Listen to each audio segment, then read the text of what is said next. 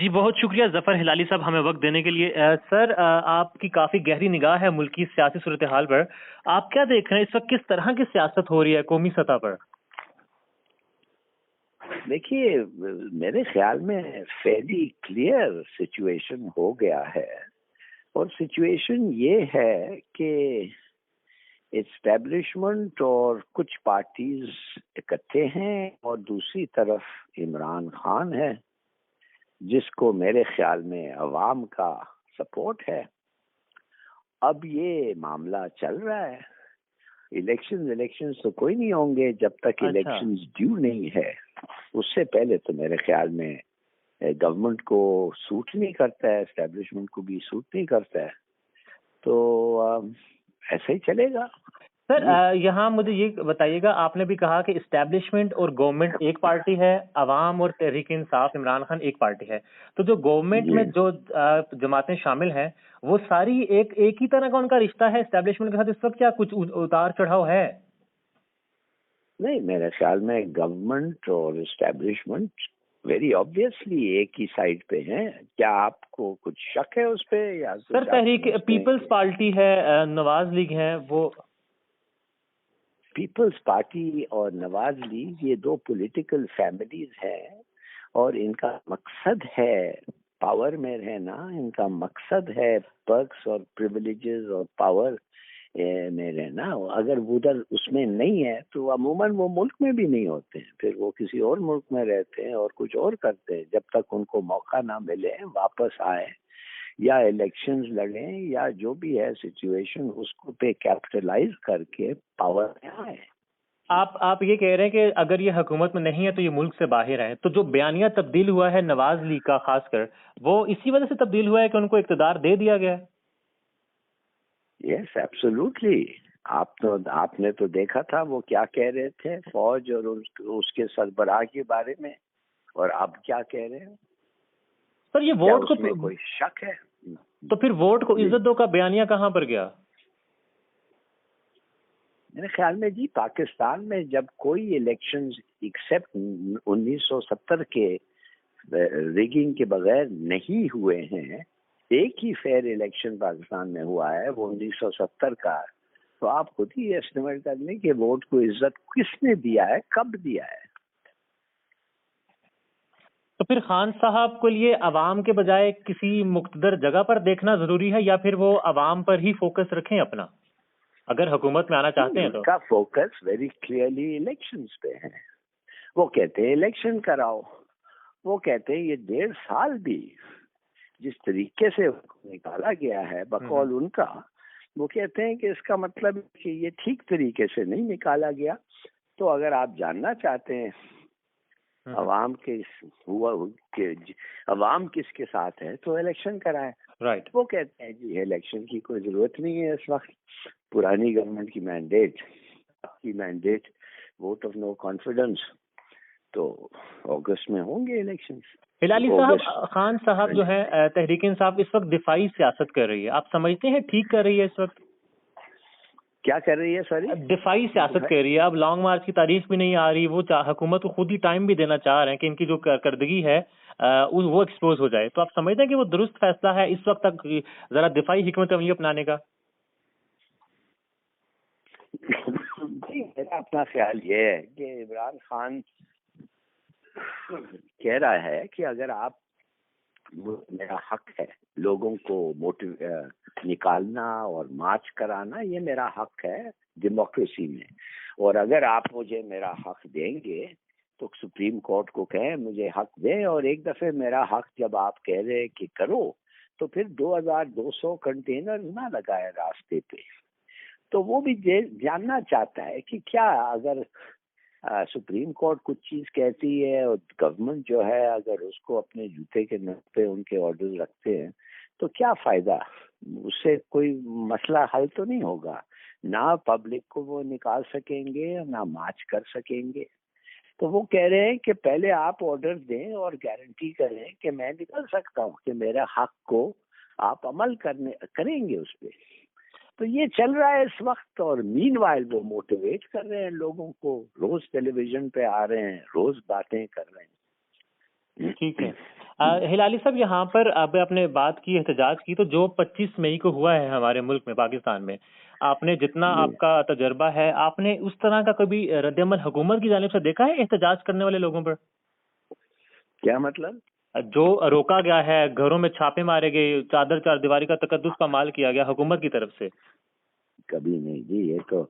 ये तो जिस स्केल पे ये हुआ है, अनबिलीवेबल स्केल, और नहीं होना चाहिए था।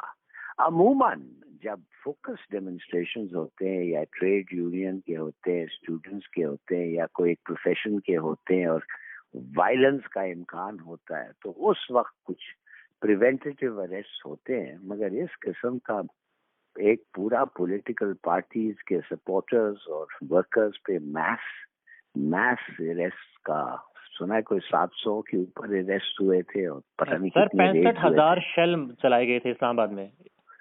65,000 शेल चलाए गए थे, रबर बुलेट्स भी चलाए गए थे। बिल्कुल आप सही कह रहे हैं।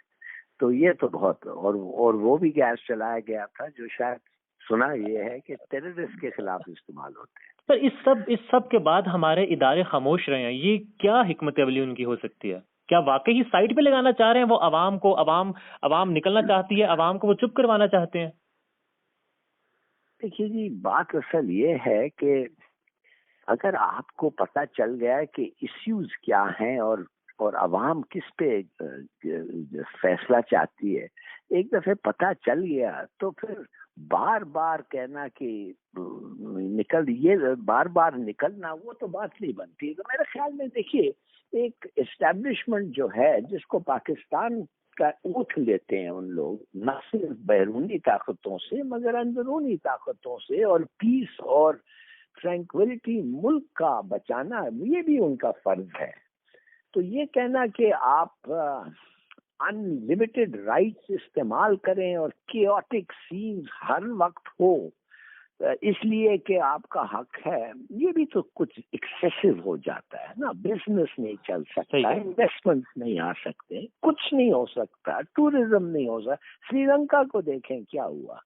श्रीलंका $8 बिलियन टूरिज्म से कमा रही थी, मगर जब डिस्टेबलाइज हो गया, कोई नहीं आया टूरिस्ट, डिफॉल्ट $8 बिलियन नहीं, वो खत्म कर गए। तो मेरे ख्याल में एक सेंसिबल एस्पेक्ट और एटीट्यूड रखना चाहिए। इमरान खान का एटीट्यूड इस वक्त ये है कि मैं नहीं चाहता कि गड़बड़ हो, मगर मेरा हक है डेमोन्स्ट्रेट करना, मुझे लॉन्ग मार्च करने दें, और उसके बाद मैं इलेक्शन चाहता हूँ।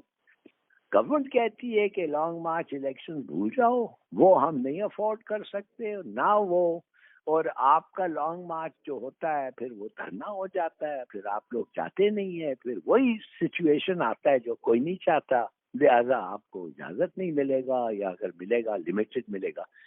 ये कैसे रेकनसाइल कर सकते हैं ये दो पॉइंट्स ऑफ व्यू का? राइट। हिलाली साहब, अदम एतमाद से पहले की सूरत हाल और अब की सूरत हाल, इस वक्त महंगाई उरूज पर है, लोड शेडिंग जो कि नहीं थी वो शदीद हो चुकी है, सनतकार परेशान है, दुकानदार परेशान है, इंतहाई गैर यकीनी की सूरत हाल और मईशत का इस वक्त सर बुरा हाल है। इन सब चीजों का अदराक नहीं था जो अदम एतमाद लेकर आए और अब हुकूमत में बैठे हैं, आपको क्या लगता है? देखिए, दो चीजें हैं ना। एक तो ये है कि जिधर तक क्यों हो रहा है ये प्राइस राइज, क्यों हो रहा है? ये हो रहा है इसीलिए कि चंद चीजें हैं जो आपके मुल्क में नहीं है, जो इंटरनेशनल प्राइसेस ऐसे हैं कि जो $40 का बिक रहा था अब वो $140 का आ गया है।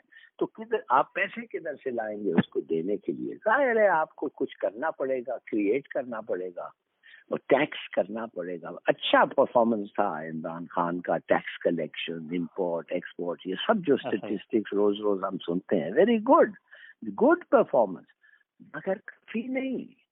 अगर काफी होता तो फिर ये इस किस्म का ये नहीं आता। और इन्फ्लेशन अब एक वर्ल्ड वाइड फिनोमेना है।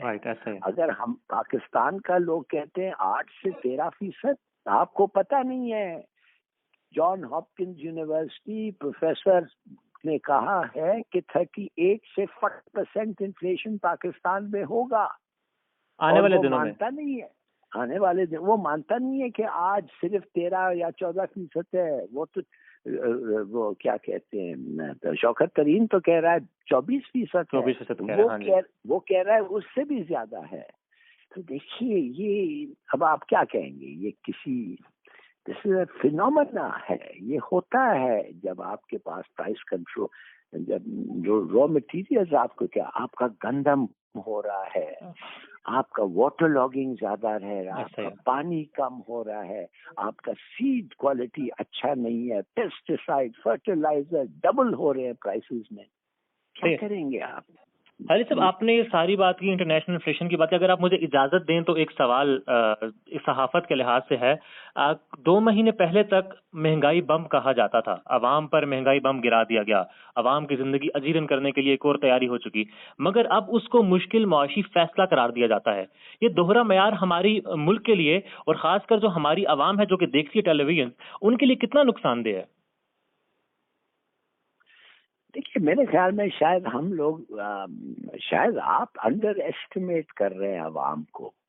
ये जब कहते हैं महंगाई का बम, सर आपसे मुराद कौन सी है आपकी? मेरा मतलब है कि हम कमेंटेटर्स, प्रेस, मीडिया जो है, जब हम ऐसी बातें करते हैं तो हम एग्जैजुरेट करते हैं, बम और ये वो।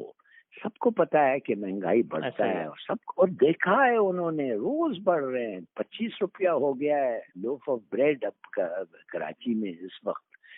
मेरा अपना ख्याल ये है कि एक अनडॉक्यूमेंटेड इकोनॉमी हमारी 50% है।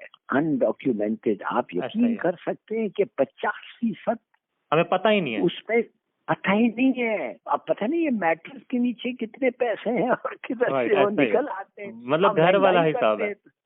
बिल्कुल। तो जब तक इकोनॉमी ठीक से ये ना हो, डॉक्यूमेंट ना हो, हम कुछ नहीं कर सकते। प्लानिंग भी एक्चुअली नहीं कर सकते। आप कैसे खाना पका सकते हैं घर में जब आपको पता नहीं कितने लोग आ रहे हैं खाने के लिए? सर, डॉक्यूमेंट ना होने में बड़ी रुकावट सरमायादाराना निजाम है, सरमायाकार है हमारे। डॉक्यूमेंट नहीं हो, एक ही वजह है, आपके पास डिसिप्लिन नहीं है, और आप डिसिप्लिन नहीं है और आप इम्पोज नहीं कर सकते। बिल्कुल। और करना भी नहीं चाहते हैं आप। ये असल बात करना नहीं चाहते आपके ख्याल में, राइट? Yes, absolutely. आप देखें, ये छोटे छोटे दुकानदार हैं, पान वाले के पास चले जाएं, कितना कमाता है वो। हमें पता नहीं है कहाँ कमाता है, कहाँ लगाता है, कहाँ से लाता है, किस तरह से वो रखता है। ऐसा ही है। एग्जैक्टली। अली साहब, वन लास्ट क्वेश्चन।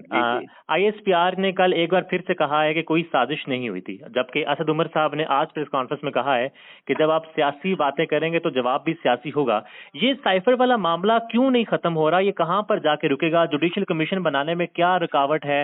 अगर बना देते हैं तो क्या मामला खत्म नहीं हो जाता? और क्यों नहीं बना रहे? देखिए, अगर आप कहते हैं कि साजिश हुआ है, तो देखिए, अगर आप साजिश हुआ है और आप इन्वेस्टिगेट करते हैं और आपको पता चलता है कि अमेरिकन एम्बेसी ने ऐसे लोगों को मिले हैं जो PTI को छोड़ के निकलना चाहते थे, और उनको इनकरेज करने के लिए क्या क्या बातें क्या हो रही थी। आखिर उन्होंने 20-30 लोगों को मिले हैं वो 1 महीने में, है कि नहीं? ऐसा ही है। तो फिर आप कहेंगे हाँ वो इनकरेज कर रहे थे, फिर आप कहेंगे साजिश है, फिर आप कहेंगे अमेरिका हमारे खिलाफ साजिश है। अब आप सोचिए तो सही, उसका क्या रिएक्शन होगा?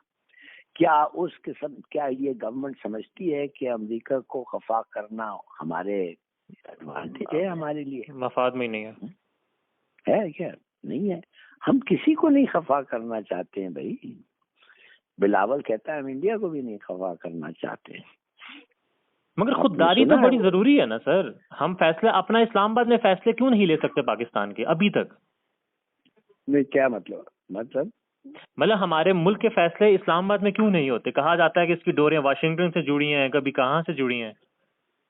यार, अगर आप वाशिंगटन चाहती है आपको कुछ करें और आप समझते हैं आपके इंटरेस्ट में नहीं है और आप नहीं करना चाहते हैं, मगर वो कहते हैं, जैसे बाइडेन ने कहा था कि उनको इस्तेमाल करो, ऑपोजिशन को जो तुम्हारे साथ हैं, माने अगर एक मुल्क की पॉलिसी चेंज करना चाहते हैं तो उनका जो ऑपोजिशन है गवर्नमेंट को, वो तुम्हारे हिमायती बन जाते हैं, ऑटोमेटिक एलाइज बन जाते हैं। उनके थ्रू काम करो। ये मैंने खुद सुना है उसको कहते हैं। ठीक है समझ। आपकी आखिरी बात का जो है वो अल्लाह करे हमारे सियासतदानों को समझ आ जाए कि अपोजिशन ऑटोमेटिकली हो जाती है गवर्नमेंट के साथ, और ये बात काफी वजन वाली है। सर हिलाली साहब, बहुत शुक्रिया आपका वक्त देने के लिए।